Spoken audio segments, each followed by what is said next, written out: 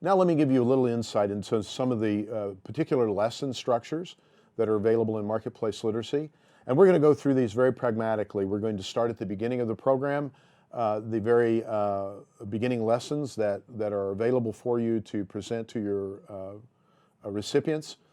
And we're just going to go through these sort of one by one, give you a sense of what to expect, how to interpret the information that's in the manuals, and how to present it in the best possible case. The first lesson is choosing your store. This is an opportunity for the recipient, your students, to express their own understanding of why they shop, purchase, and buy at particular places. Now, the really interesting thing about this is that it doesn't matter if it's a context in sub-Saharan Africa, in South America, or in North America. This concept of the individual and why they do things is the starting point for their understanding of the broader context of, again, the entire marketplace literacy spectrum. Let me give you an example. If I were to ask you, well, where do you buy your, let's say, your dairy products? Is there a particular store you like to shop?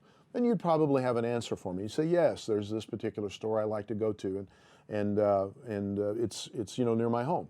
And then we would ask the question, well, why? Why do you go there? What's special about that place that makes it the place you want to go? Your answer might be, well, it's just very, very convenient. It's on the way back and forth to work, or it's not very far from my home. Or a recipient may answer with the fact, the prices are better. They have, the storekeeper is very good. Every once in a while may give me a deal. It doesn't really matter what the instance is. The idea is that now the individual has an understanding that individual retailers, those who sell, those shops, they are attracted to those stores for very specific and particular reasons. The opportunity then would be for you as a facilitator to simply list those things out, perhaps on a chalkboard if you have that available, on a piece of flip chart, or just on a piece of paper.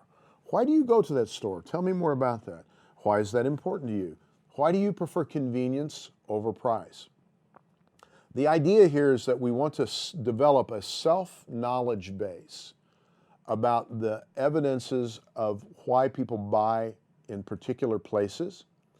And again, we don't introduce at this point in time any high-level marketing theories, purchasing theories.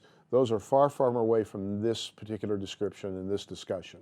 We simply want to know why your recipients, the people in your class, buy and sell at certain places. Once you have that list, it's important then to expand that a little bit.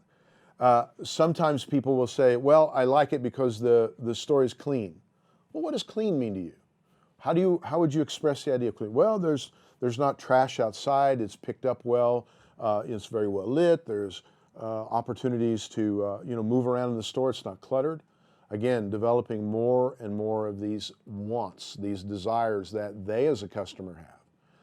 Once you have a fairly completed list, and believe me, you'll know because you'll capture most of them very early on.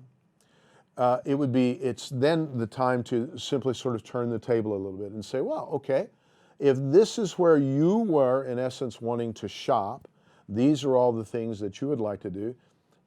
Let's say that, for instance, you were going to have a store. What would your store look like? What would it be like? Oh, remember you said that you liked a very clean store. Would your store be clean? Oh, well, how so? Describe clean to me. What would that mean to you? Oh, you want it convenient. Where would you locate it? Oh, what does that mean? Why would that be convenient to your customers? And on and on and on. I'm sure you see the point here. In doing it in this way, two very important things happen. Number one, regardless of an individual's literacy level, it is irrelevant at this point. Any literacy level can communicate and work at this level in this domain. Why do you like what you like? Most people know that.